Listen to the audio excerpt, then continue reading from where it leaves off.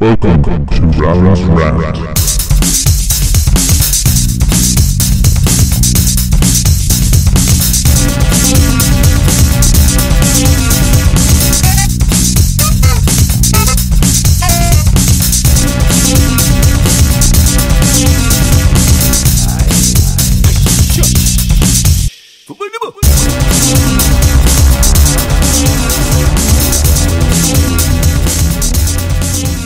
Welcome to Round's Rant. Today I'm joined by Joe Cummiskey, who is currently working for Facebook as Head of Sales in Middle East Africa. Along with this, Joe has worked in companies such as Google and Disney, while also being a past pupil of St. Michael's College. Joe, it's great to have you today, and I always do this at the start of every podcast, so how are you today? Oh, I'm great. Thanks very much, Richie. It's great to have you here on Facebook. Can I actually welcome you to Facebook? Would you mind? I'd like to welcome you formally by presenting you with a Facebook pen and notepad, which is quite nice, but definitely the jewel in the crown for this welcome gift has got to be the Facebook sunglasses. So feel free to rock those. I will rock them tomorrow. Tomorrow, okay. I hope it's sunny for you tomorrow, Richie. Thank you very much. Well, to kick it all off, what would your memories be of St. Michael's College as a student? So actually, I have great memories of St. Michael's College. I was born in Dublin. But at the age of 2, my whole family moved to California. So I came back to Ireland when I was 12. So when I came into St. Michael's College, I came in sixth form. So it was our sixth class. I think it was called sixth form then, probably called sixth class now. I can't remember. Anyway, Miss Joyce, she was my teacher. And that was a huge change for me. You're coming from somewhere where it never rains. It literally just doesn't rain in California to Ireland where, you get the odd day where it'd be sunny and then there'd be a little bit of a sun shower. And I was like, oh my God, I can't believe it. So I used to have, the first couple of weeks, I think, were definitely a big shock to me. I had the lads slagging me for my American accent. And they'd say sidewalk, say fire hydrant, I can clearly remember Dave O'Mahony chasing me around, I think it was is it the 13's pitch or the 12's pitch, singing Born in the USA? Those are the memories I have from arriving back to St. Michael's. But no, in general, I loved St. Michael's. I thought it was great. It really was. For me, it wasn't that massive a school. Some of the schools I've been in the States were huge. Whereas the thing about St. Michael's is that it really was a community. That's what I think of when I think of St. Michael's. I look back on it. I look back on a group of friends that I made there that I still have. I'm actually going to a wedding tomorrow of Hugh O'Driscoll. He was literally one of my good friends from St. Michael's College that I still hang out with now. And I also worked there as well as a teacher. So that gave me another group of friends that I still have. Don't see them as much, obviously, because we're totally in a totally different industry now. Yeah. But for me, St. Michael's is a great community. I have some great highs there and some great lows. Some of the highs were, for example, winning the All Ireland golf with the team in I can't remember what year. And some of the lows, one of my best friends at the time, Des Healy, died in 1992 in a bike accident. And that was the year we were all doing the Leaving Cert. And I can clearly remember coming in that morning, hearing the news. And that's something that, I really do think about pretty much every time I get on my bike. So, I love St. Michael's. Great memories there. Super. And what teachers kind of stood out for you that made the biggest maybe impression on you, or, for lack of a better term, had basically the biggest impact on you as a person growing up, especially in the latter years of 4th, 5th and 6th year? Yeah, in the latter years. I'm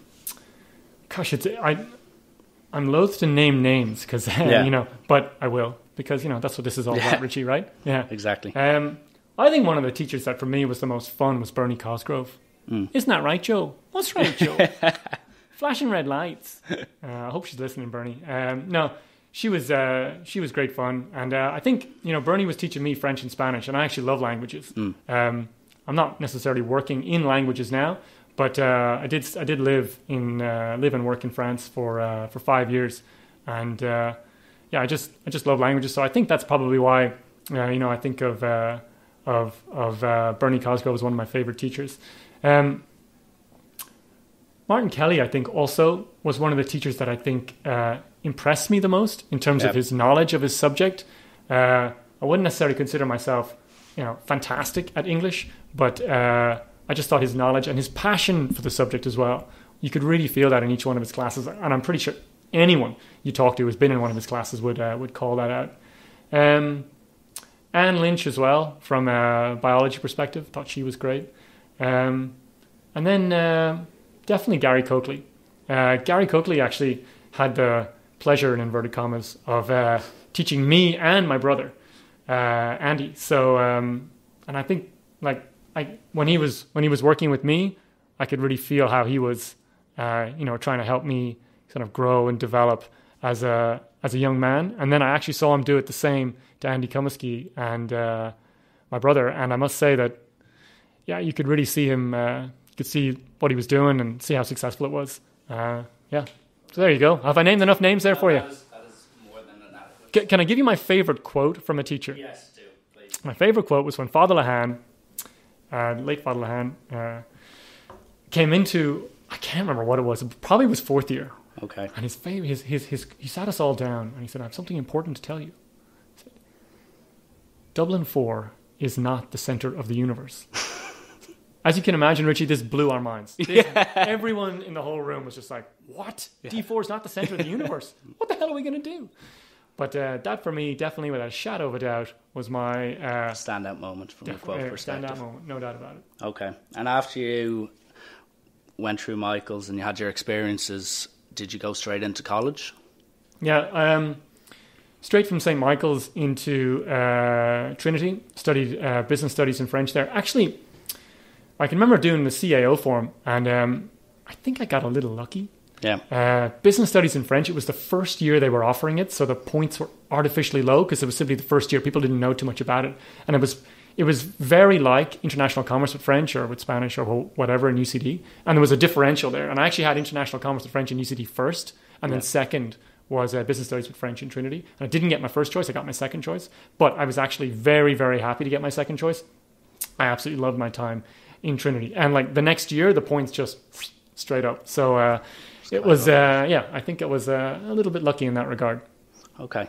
And what were your kind of learnings from that? Like, was it kind of fed on through school where you loved, as you were saying, touching on earlier, that French was something that you really enjoyed doing? Did you really just embrace the whole college lifestyle and obviously the academic side to it? Or was there a few bumps along the way, academically, I should say? Academically, I think I managed to hold it together. There was actually a big difference for me going from, so my junior school was more or less in California, and then my senior school was St. Michael's, and then my university was obviously Trinity. One of the massive differences there for me was that when I was in junior school in California, I was in a mixed school. Like all the schools in California, or 95% of them, would be mixed schools, so boys and girls. And then coming to Ireland to go to St. Michael's, I was into an all-boys environment. And I thought that was definitely, weird for me. Like two major things that stood out is, number one, everyone wanted to kill each other in St. Michael's. And number two, personal hygiene was really at a historic low, I think. Yeah, it still is. Is it? Okay, yeah. That's good to know. Maybe that's something that learning somebody could pick up from this. Yeah. Anyway, so going into Trinity was for me a little bit, it was refreshing, because it was back to a mixed environment. Yeah. And that's one big change I definitely noticed. I also loved Trinity was great because you were moving into going into the center of town, leaving D4. Yeah. If I'd gone to UCD, I would have stayed in D4 for a long time, I'd say.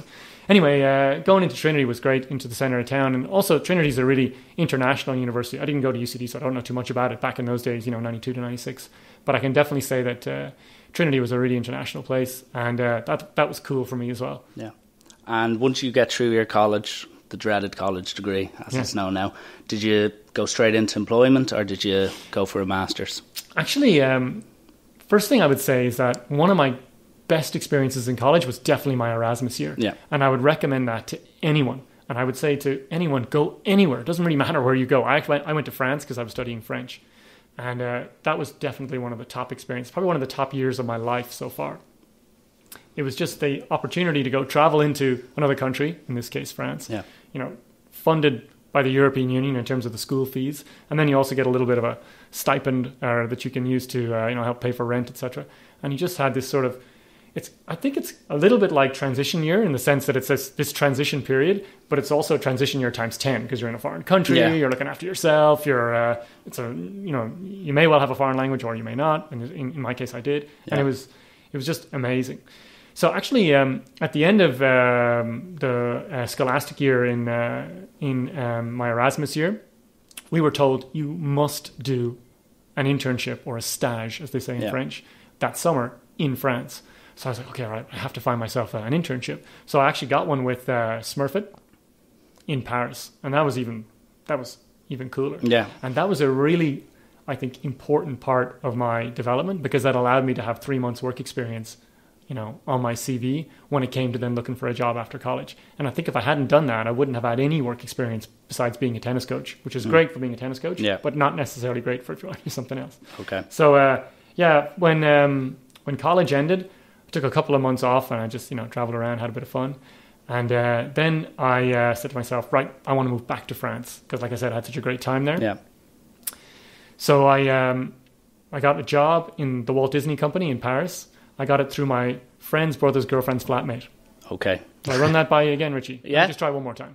So my friend Stu, his brother Jason, had a girlfriend, was living with her flatmate, and her flatmate, she was leaving Disney to go do an MBA in Harvard. And I said, right, we need someone to take my place. So word filtered back, Joe, you should apply. I applied and got the job. Sweet. Yeah. And what kind of experience did that give you working in Disney? Because from the outside, people kind of, once they think of Disney, they think of all the movies and stuff. But obviously, there's much more to it than that. And what kind of was it like to work in an interesting company like Disney? Yeah, so what Disney does is it creates characters and stories. That's what Disney does. Okay? And those characters and stories are then spun off into all the different parts of the company. So, for example, the characters and stories, you see them in the park. The characters and stories, you read about them in the books. You see them in the video games. You watch them in the movies. You buy the toys, be they, what is it my daughters love at the moment? Elsa? Yeah. And Anna. Elsa and Anna from Frozen. Jeez, I can't believe I forgot those names. They'd kill me. But so when I joined Disney, I started working in the video game business, which was actually a really interesting and fast-growing business back in 1996 when I joined. It's changed a lot now. But they were just changing platforms from 32-bit to 64-bit and then eventually to 128-bit. So it was really interesting. Some of the games I worked on there were Tarzan and even The Lion King was still around at that time. For me, it was an opportunity to move back to a country where I'd had a great time before and, move out of home and then just start working. When you start working, I think you really understand that how to be responsible, take responsibility, deliver on what you promise, all those kind of things. So that was great, and be able to do it in France in French was great. The first year was the first year, the first contract you get normally is your pay is normally pretty low. And I can tell you, cost of living in Paris is pretty high. Yeah. So that first year I was definitely subsidized by my parents, but I think pretty much everybody is. Yeah. But then after that end of that first contract, I managed to get a decent salary that allowed me to live, and that was great. I ended up spending 4 years there. After 2 years, I was like, I think I might want to leave. I'm not too sure. I said, I'll give it one more year. So I gave it one more year, and that Christmas I came home again, and I was like, geez, I wonder, should I give it another year? And I said, okay, I'll give it one more. And I ended up doing 4 years there, and I absolutely loved it. It was really great. And you kind of give me a little bit of a hint there, as you're saying when you were coming home, you're like, will I stay? Will I go? So, did you come back to Ireland after your 4 years in Disney, or did you go elsewhere? Yeah, I think I can actually remember chatting to a couple of people about it. When I finished at Disney, I was thinking to myself, as I was getting near to finishing at Disney, I said, what am I going to do with myself? What will I do? And a lot of my friends had actually, kind of like you alluded to, had taken a year out after college to go and go to Australia or travel around. I said to myself, God, I've never done that. I should do that, So I just decided to go ahead and just do it. So I got myself an Australian visa and booked myself some flights. It was the Olympics were happening at that time. Kathy Freeman was running in the 400 for Australia. And I said to myself, I'm just going to go and do it. I'm going to go to Australia, teach tennis, learn how to surf, and watch the Olympics. That was basically my plan. So I came back to Ireland for a couple of months just to get my stuff together, and then headed off to Australia for a year. And again, another fabulous experience in terms of traveling around, getting to use my tennis skills to earn a bit of money, learning how to surf. I'm not necessarily the greatest surfer ever. Some would call me a good kneeboarder and a bad surfer, but we won't mention those people. No, I really enjoyed that. I actually ended up meeting my future wife there, who actually, would you believe, lives about 3.5 minutes from my mum's house and went to school with my little sister. Oh. And I ended up meeting her Small in world. Australia. Yeah, exactly. Yeah. It is a small world. You got to be nice to everyone, Richie, because you never know. You never know.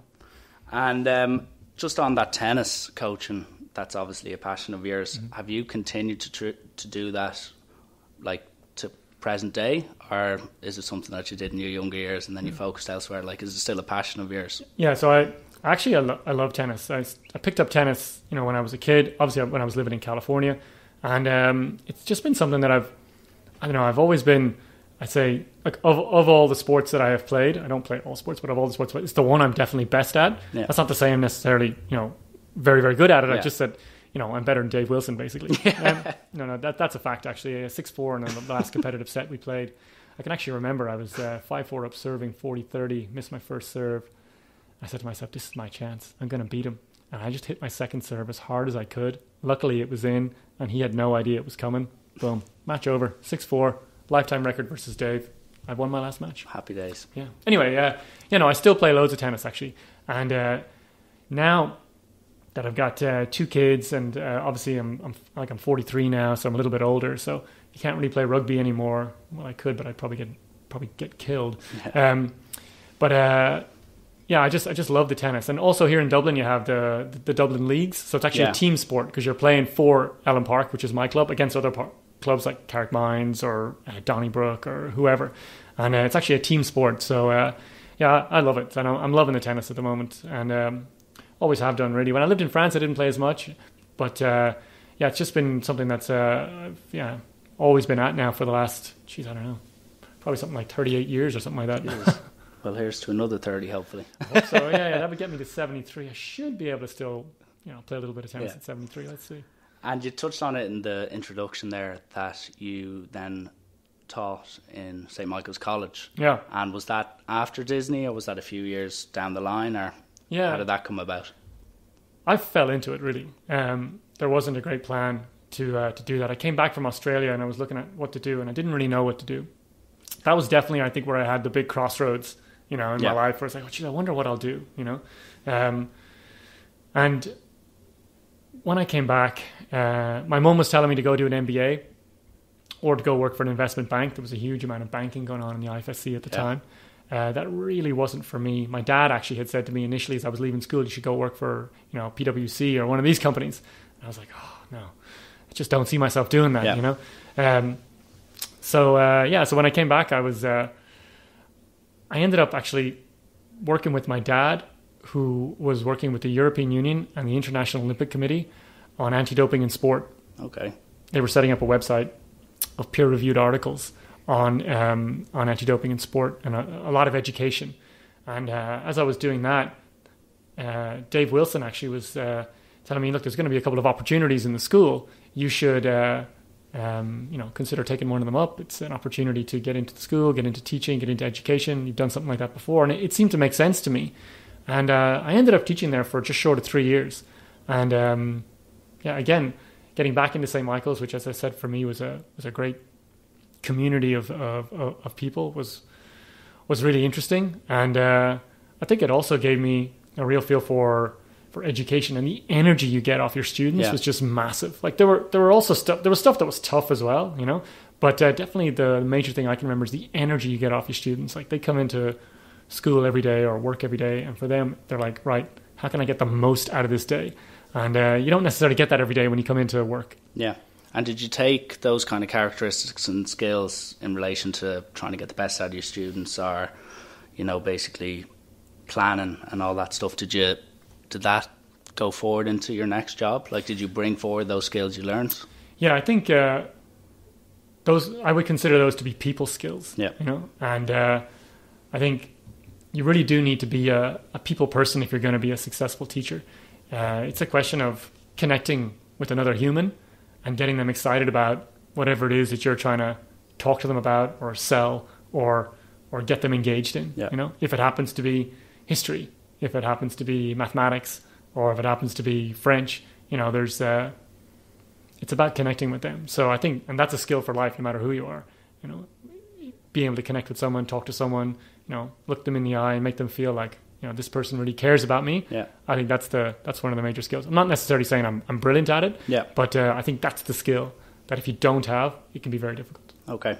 And moving on, I read that you went on to work in Google for the guts of nearly 10 years. Yeah, 9 years. Yeah, 9 I can't years. believe it was 9 years, to be honest. Honestly, I can't believe And it. how did that get all started up? So it's actually my wife who kind of pushed me to do that. Okay. I was in St. Michael's teaching. I was working on the anti-doping in sport project. And I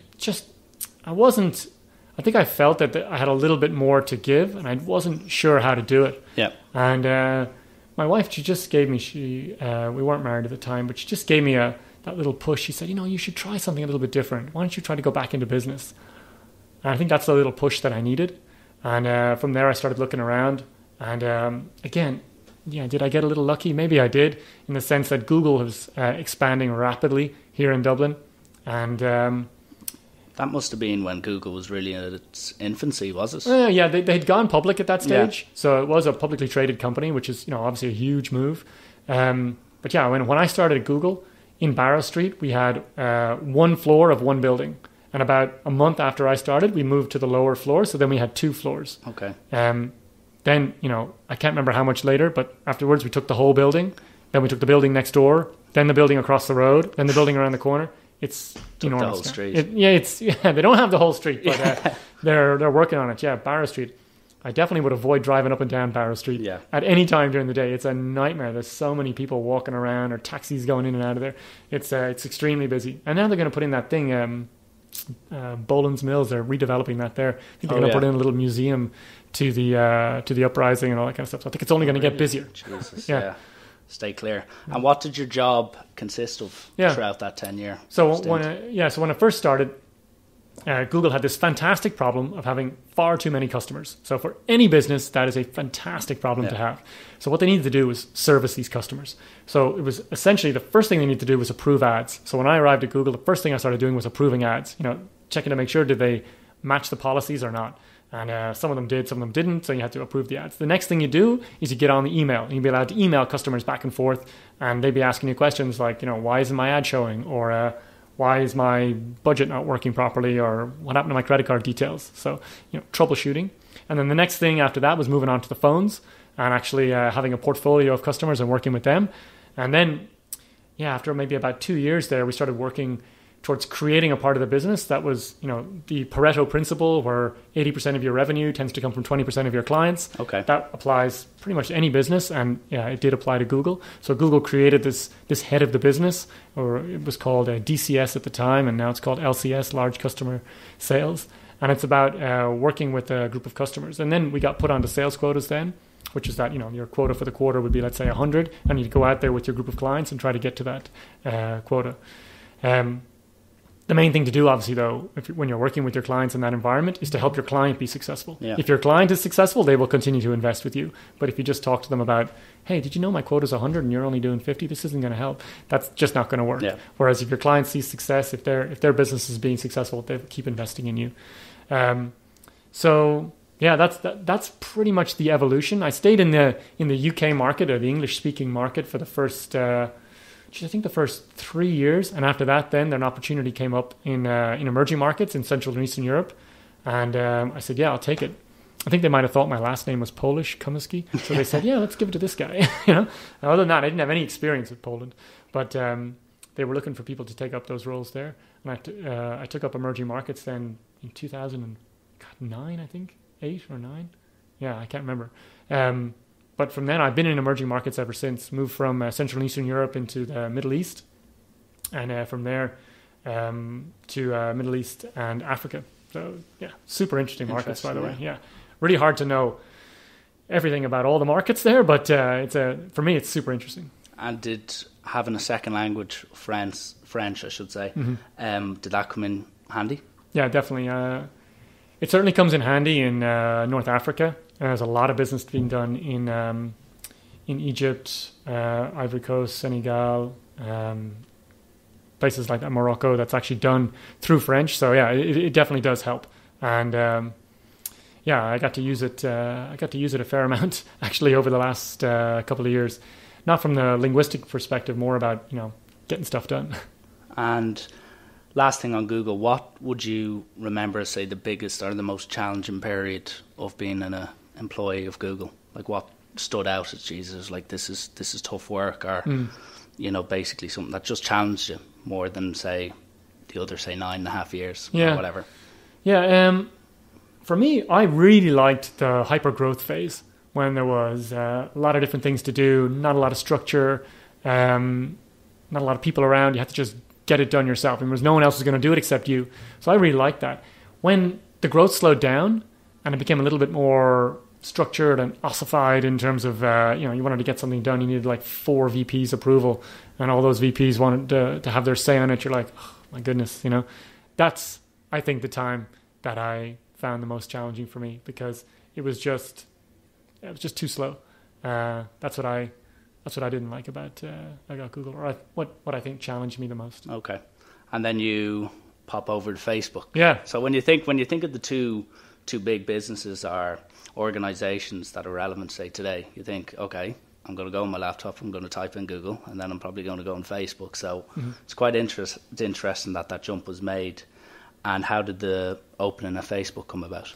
Yeah. So first thing I'd say is that I definitely feel that we're blessed here in Dublin to be able to have Google, Facebook, Twitter, LinkedIn, et cetera, all here in Dublin. It's fantastic for us. So, you don't have to leave your home city, and you can go work for these, some of the biggest companies in the world, or fastest growing at least. It's definitely not to be sniffed at. So yeah, it was someone that I'd worked with at Google was working at Facebook, and he said, "Here, Joe, I think I have an opportunity for you in Facebook that could be great. Would you like to think about it?" And it was actually very difficult for me to move from Google to Facebook, because you're in Google and you're thinking, this is one of the best companies in the world. Why would I leave this company? What if I left this company and then it didn't work out? People would say, "You idiot, why did you leave Google?" But it was just the opportunity that existed. For me, I could see the shifts kind of coming that were going to, in my opinion, tilt online advertising or advertising in general in favor of Facebook. And I decided it's too big an opportunity to let pass up. So I went for it. That was about 2.5 years ago. And I think I made the right choice so far. That's good to hear. And thinking and trying to compare, say, the two companies, what would you say the standout differences are? Because from the outside, people might think, they have all the free food, the comfort zone, stuff like that. But as an employee of both companies during your time and for a substantial amount of time, what would be the standout differences? Yeah, the free food, by the way, just that you mention it, that for me is the number one perk. Like, I've been working in online advertising in these two companies for the last, for over 10 years. So basically, I haven't had to buy lunch in 10 years. That is amazing. It is. And I do realize how lucky I am to be able to say that. Also, these companies offer good perks like, health insurance and life insurance and all that. I think if they took away my health insurance, I mightn't even notice. If they took away the free food and the free coffee, I might flip out. Yeah, well, I think I'd flip out. Yeah. It'd be the first thing, yeah. I think, I actually can't remember your question now, but... the differences between Google and Facebook. For me, I think there's 3 major differences. Number one, Facebook is moving much faster than Google. Number 2, Facebook is much smaller than Google. Yeah. Like, it's really significantly smaller, about 1/6 of the size, but about 1/4 of the revenue. So shows that I think Facebook is, it's just a little bit, in terms of the size, it's probably about a lot more human, Just when it gets that big, paradoxically, you've got more humans, but it becomes less human. And the third thing would be that I find Facebook much more willing to partner with third parties. Okay. A great example of that is the Facebook Marketing Partner Program, which is about Facebook partnering with, they're kind of like agencies, but they're very focused on Facebook, and helping them to help grow Facebook's own business, whereas Google was very much either buy it or build it.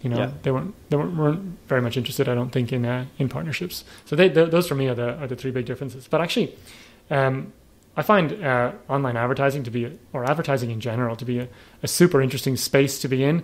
I might sound a bit like an advertising nerd, but I do actually find it super interesting. And the three major changes that we've seen in the industry is that there's a big shift towards outcome-based advertising. There's that famous quote that half the money I spend on advertising is wasted. I just don't know which half. Yeah. But now I think with the advent of digital advertising, you can track things a lot more closely, and this allows companies to be very much focused on outcome-based advertising. The second is that TV and offline retail are very much under pressure. I'm not sure about what it's like for you, Richie, but I don't find I'm watching that much TV anymore. What about you? It's no longer the go-to. It's amazing, isn't it? Yeah. And that's a big change, Yeah. And offline retail as well. Amazon's been active in the United States now for about 25 years. That's a quarter of a century, 25 years. And now people have got the Amazon Echo in their kitchen or in their home, and they're talking to it, telling it what to buy. And this is putting offline retail under pressure. Yeah. I mean, there's still huge amounts of money invested in offline retail and also on TV, but they're definitely coming under pressure in terms of their growth rates. And you're now starting to see, for me, the third biggest shock is you're starting to see these digital businesses that are born online really making an impact. If you think of, have you heard of Dollar Shave Club? Yes, I actually have, yeah. They're cool. Their ads are very funny. They were bought by Unilever for $1 billion. Just going to say that again so that it registers. $1 billion. I feel like an extra from, what's that movie? Austin Powers. Austin Powers, yeah. Dr. Evil. Dr. Evil, yeah. But it's unbelievable that Procter & Gamble, Procter & Gamble and Unilever are the two big competitors. Procter & Gamble owned Gillette. They basically owned men's grooming. Unilever couldn't even get close. They just stopped trying. They just couldn't even get close. Gillette was like, one blade, then two blades, then three blades, then luber strips, then battery-powered razors and all this kind of stuff.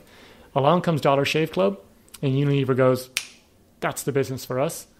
Happy to shell out $1 billion to buy them. If you watch their first ad, which is one of the funniest ads I think you'll see, it's amazing to think they've come from there to being worth $1 billion. So these are the massive shifts that are happening in this industry.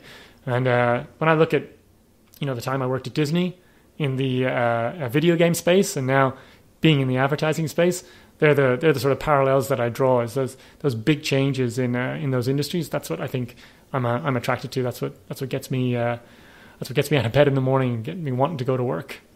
And just to give an example of what would, say, a typical day in Facebook. So you wake up, you get in.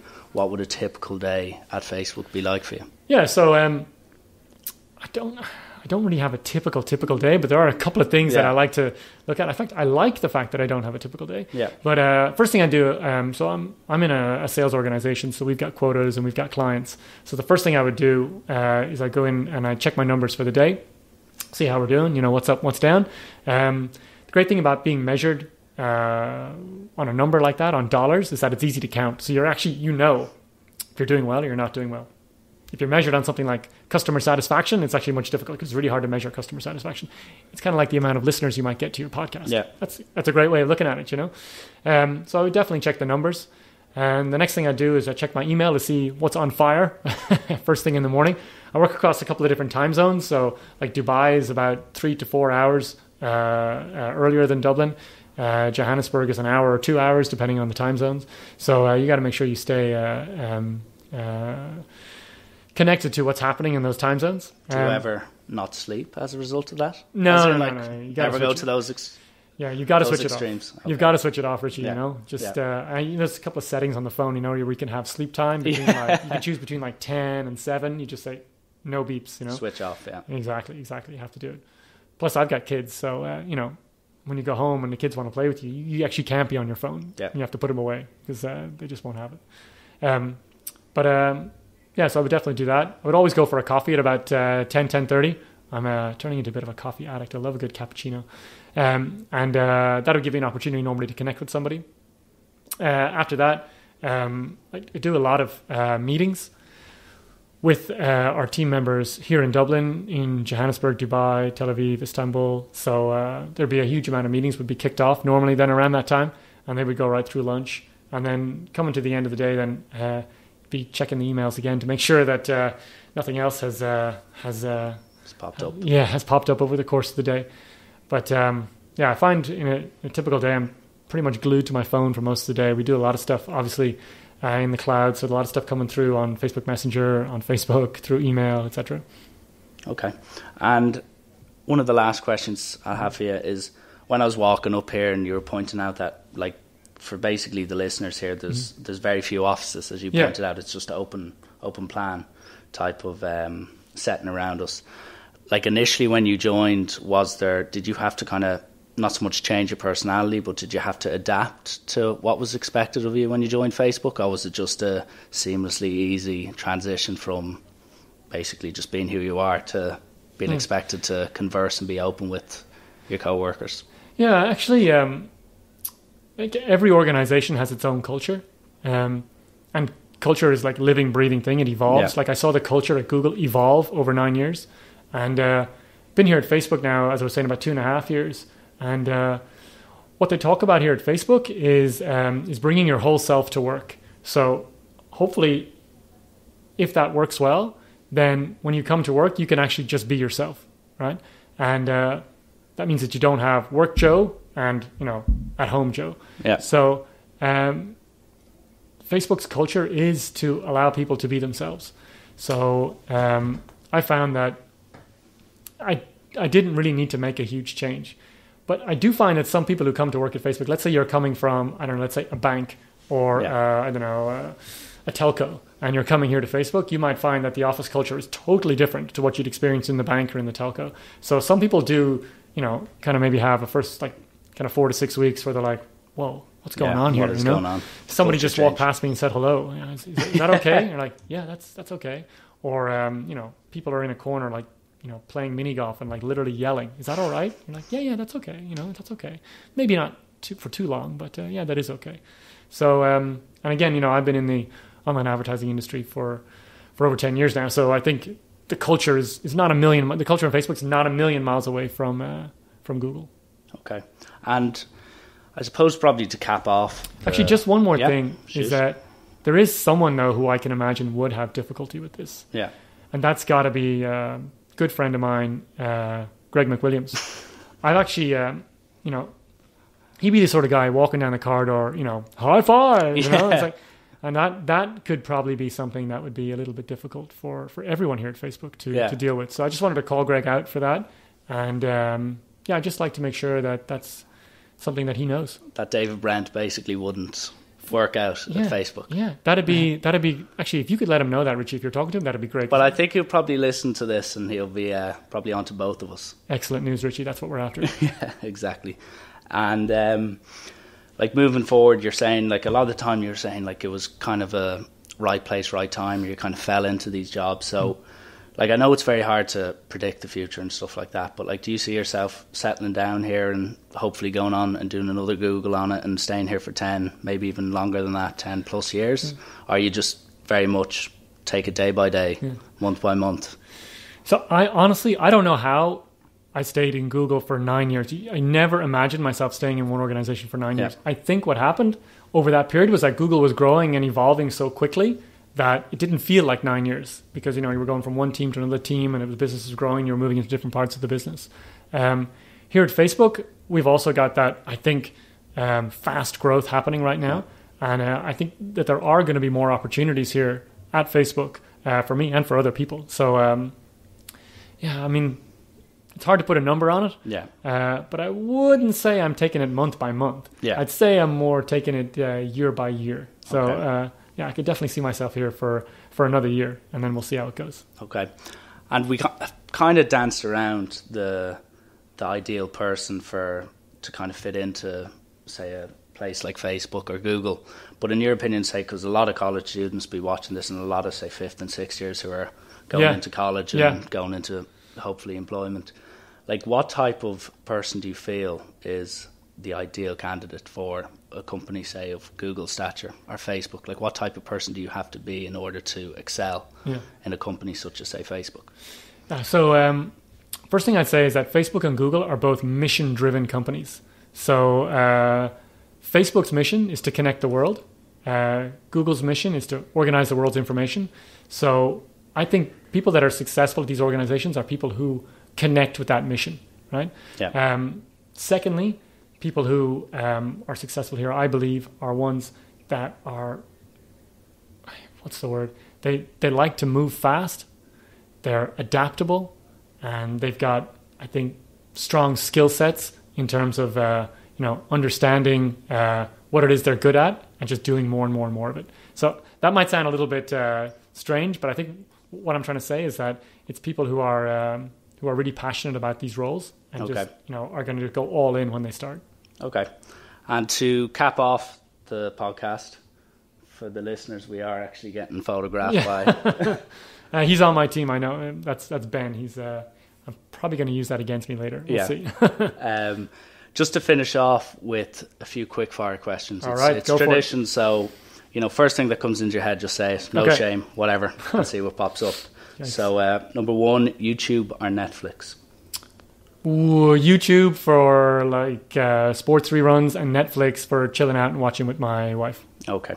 Your favorite film? I think I like A River Runs Through It. Okay. Favorite tennis player of all time? Yeah, Roger Federer, no doubt about it.